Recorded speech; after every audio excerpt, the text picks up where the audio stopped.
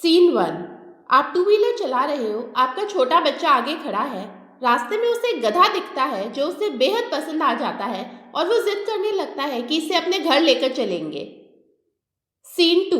आपका बच्चा किसी रिश्तेदार के यहाँ चलता है आपके साथ। उनके बच्चे का कोई खिलौना उसे पसंद आ जाता है और वो उसे घर लाने की जिद करने लगता है।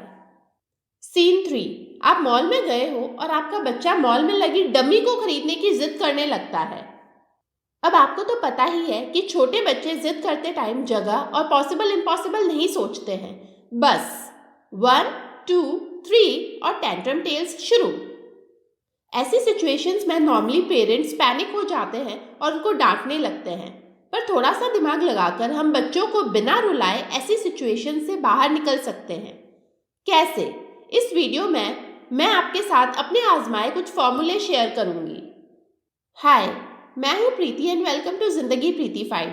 जिंदगी जीने का अनोखा अंदाज, sensible message with silly talks. काफी साल पहले की बात है, जब मेरा बेटा छोटा था। हम लोग मार्केट गए थे।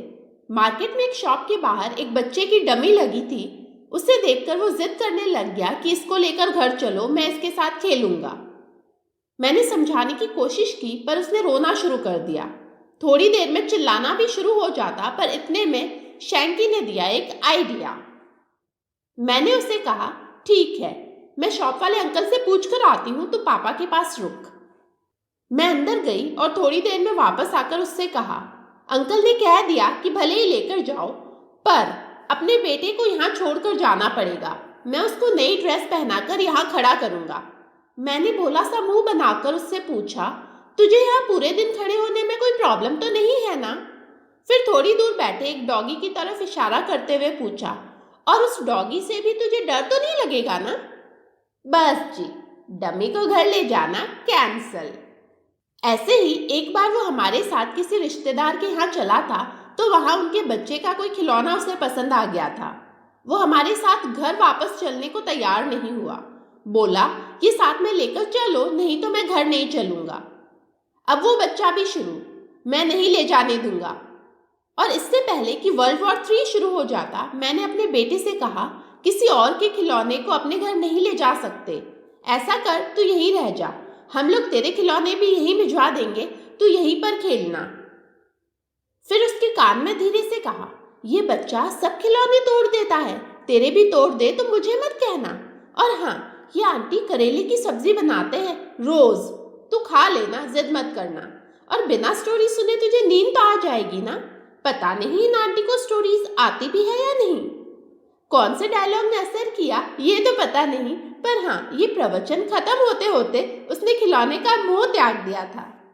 अब जो सिचुएशन आपके साथ शेयर करूंगी वो सबसे ज्यादा टेंशन वाली थी।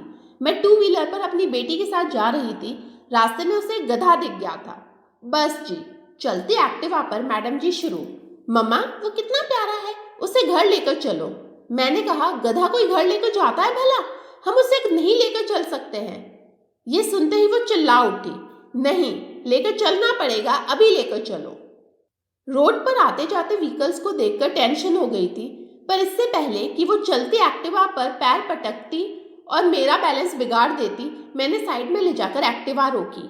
अपने गुस्से और डर को भगाने के लिए गहरी सांस अंदर, गहरी सांस बाहर और 10 तक गिनती गिनी। अब तक मेरा शैंकी अलर्ट मोड में आ चुका था। आइडिया। मैंने उससे पूछा, तू इस डोंकी को घर लेकर चलना चाहती है? वो बोली, हाँ मम्मा, ये कितना क्यूट है ना। मैंने कहा, ओके, पर इसको लेकर कैसे चलेंगे? इसको एक्टिवा पर बैठना नहीं आता है। तू कोई आइडिया सोच, मैं भी सोचती हूँ। अब उसके छोटे से दिमाग में कोई बड़ा सा आइडिया आ पाता, इससे पहले ही मैं बोल उठी, मेरे पास एक आइडिया है, चल फटाफट घर चलते हैं और पापा को बोलते हैं, वो इसको कार में बैठा कर ले आएंगे। वाह मम्मा, आप कितने इंटेलिजेंट हो, पर हम लोग घर नहीं चलेंगे। आप ऐसा करो, पापा को फोन कर दो, पापा आएंगे तब तक हम लोग यहीं रुकते हैं, ये कहीं भाग गया तो? अब कोई रास्ता नहीं था, तो मैंने कॉल लगाने का नाटक किया और कहा, पापा फोन नहीं उठा रहे हैं। ऐसा करते हैं, इसकी फोटो खींचकर व्हाट्सएप कर देते हैं, ताकि अगर ये चला भी जाए तो पापा इसे ढूंढ कर ला सके। वैसे तो रोड के साइड में खड़े होकर वहां दूर खड़े गधे की फोटो खींचना ऑकवर्ड लग रहा था, पर माँ बनने के बाद ऐसी उठपटांग हरकतों की आदत हो गई है। और दूसरी तरफ मेरा शैंकी, पापा गधे को घर क्यों नहीं ला पाए, इस पर नेक्स्ट स्टोरी रेडी कर रहा था। लास्ट में ज्ञान ऑफ द डे, बच्चे हैं, जिद तो करेंगे ही। अजीब, अनोखी, पॉसिबल, इम्पॉसिबल, जिद चाहे कैसी भी हो। मेरा मानना है कि पेरेंट्स को कभी भी डांट कर या चिल्लाकर रिस्पॉन्ड नहीं करना चाहिए। थोड़ा सा दिमाग लगाकर बिना पैनिक हुए भी हम लोग ऐसी सिचुएशंस को हैंडल कर सकते हैं। मेरे बच्चे जब छोटे थे तो ऐसी ऊटपटांग स्टोरीज और थोड़े बहुत सफ़ेद झूठ काम कर जाते थे और मैं उनके ज़्यादातर टेंट्रम्स कंट्रोल कर लेती थी। पर कुछ सिचुएशंस कंट्रोल से बाहर भी हो जाती थी और मेरे बच्चे तमाशा कर देते थे।